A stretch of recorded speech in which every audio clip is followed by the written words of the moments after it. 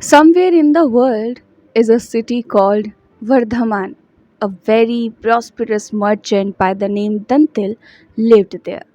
He exercised authority over the whole city. Hello and welcome to my channel. I'm reading the tales of Panchatantra written by Vishnu Sharma. And today I start reading the story of the merchant Dantila. So let's continue.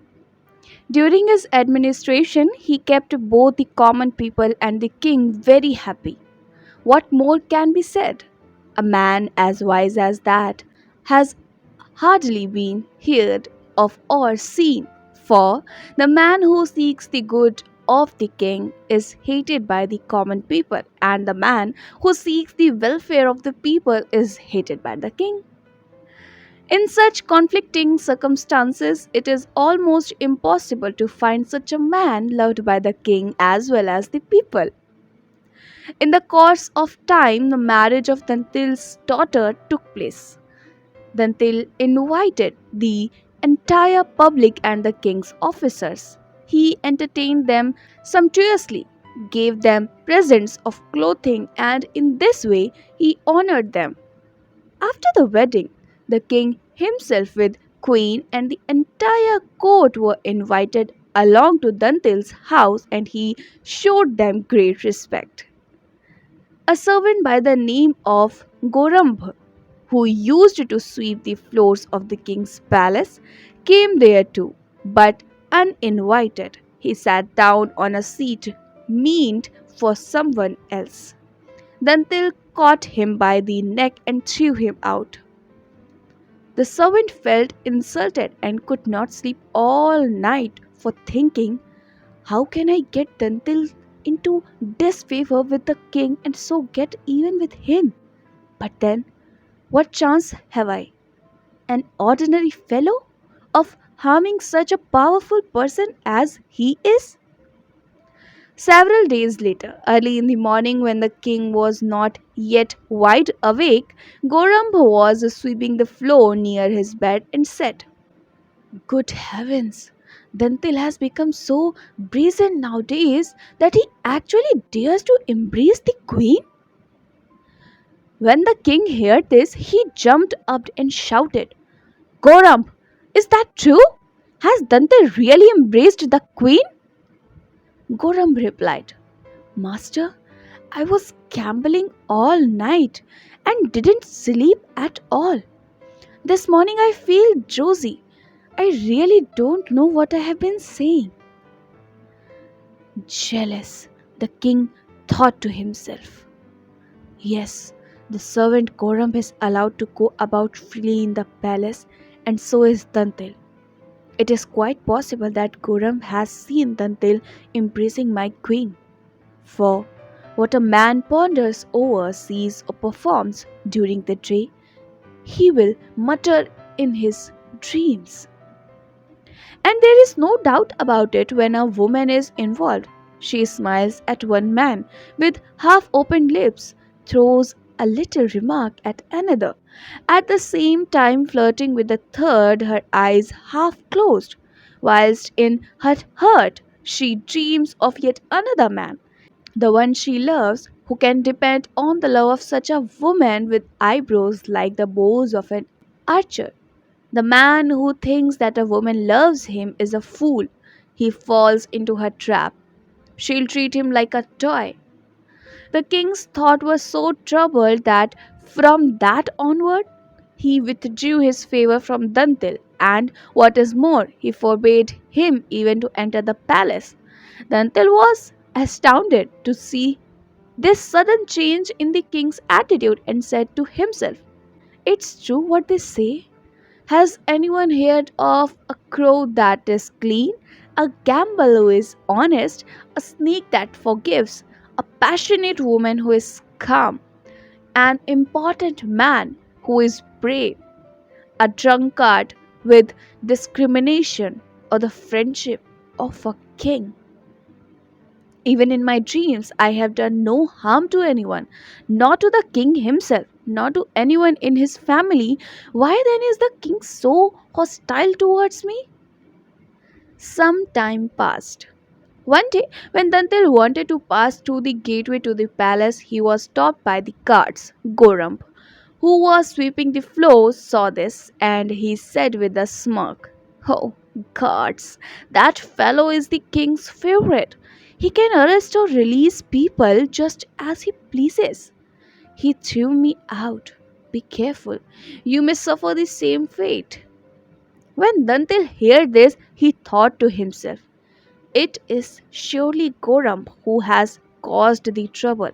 Now I understand why they say the king's servant, though he be of low caste, foolish, or mean, is respected wherever he goes."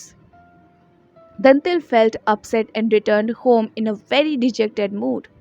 He thought it over, and that evening he invited Goram to his house, gave him a pair of garments, and said kindly, "My dear friend, it was not because I was angry that I threw you out that day, but because it was an impropriety for you to take the seat you took. It was reserved for a Brahmin. The Brahmin felt insulted, that's why I had to throw you out. Forgive me." When Goram saw the clothes, he was very pleased. Full of joy, he said to Dantil, "Sir, now I forgive you. You have expressed your regret and also honored me. Once again you shall see the favor of the king, and in this way I shall prove to you my cleverness." With these words, Goram went home happily. Next morning, he went to the palace and started sweeping the floor. When he had made sure that the king was lying half awake, he said, "The king is really indiscreet. He eats cucumber in the lavatory." The king was taken aback to hear this and he shouted, "You Gorab, what's the nonsense you are talking? It's only because you are my servant that I don't kill you.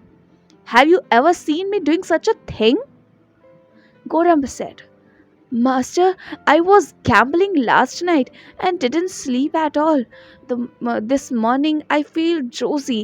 I really don't know what I have been saying. But if I have said anything out of place, please forgive me." When the king heard this, he thought to himself, "Never in my life have I eaten cucumber in the lavatory. If this fool has said something ridiculous about me, surely what he said about Dantil was ridiculous too. It was wrong of me to have insulted Dantil.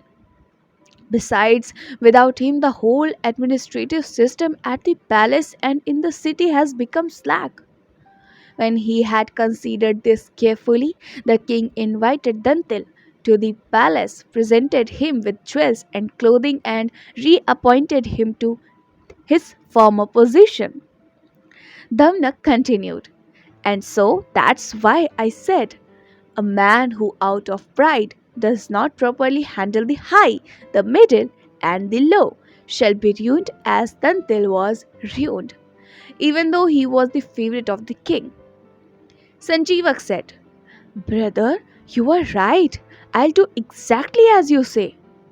Then Damnak brought Sanjeevak to Pinglak and said, "Master, I have brought Sanjeevak to you. Now I leave everything in your hands." Sanjeevak bowed before Pinglak and stood before him respectfully. Pinglak greeted him with similar respect and asked, "My friend, how is the world and you? How do you come to be in this wild jungle?" And Sanjeevak told him all that had happened to him.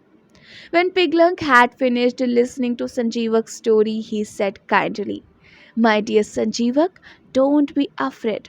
Move about freely as you please in this jungle, which my claws and arms protect. However, you must always stay near me, for this jungle is inhabited by wild beasts, dangerous even to very powerful animals, to say nothing to grass eaters." With this, Pinglak went to the bank of the river Yamuna to drink water to his heart's content, and then he returned to the jungle. He entrusted the administration of the kingdom to Katak and Damnak and began to listen to Sanjeevak's moral tales. This is how he spent his time. Sanjeevak had made a thorough study of the Shastra, and in a few days he considerably enlightened the dull Pinglak and made him forget his wild mannerism.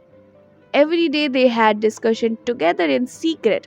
All the other animals stayed at a distance. Even Damnak and Katak were forbidden to approach them. As the land would no longer go hunting, all the animals, including Damnak and Katak, began to starve. They say, as birds forsake an old and withered tree, no longer bearing fruit and fly elsewhere. So servants forsake a king from whom they no longer benefit. When Kartak and Damnak had given up all hope of a change in the king's attitude, they held a discussion together. Damnak said, Brother Kartak, again we are in a spot.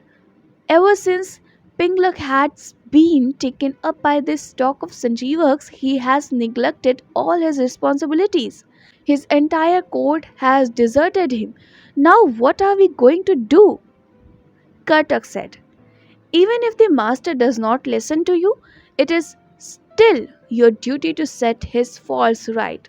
It's a minister's duty to advise a king, whether the king accepts his advice or not.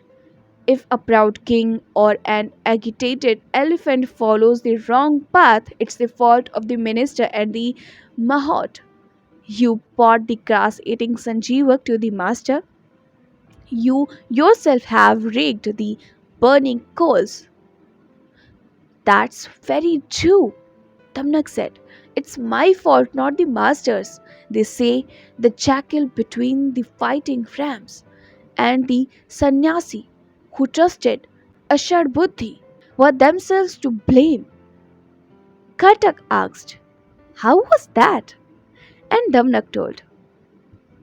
But what Damnak told, I'll tell you in my next video. Till then, keep listening beautiful stories and keep smiling.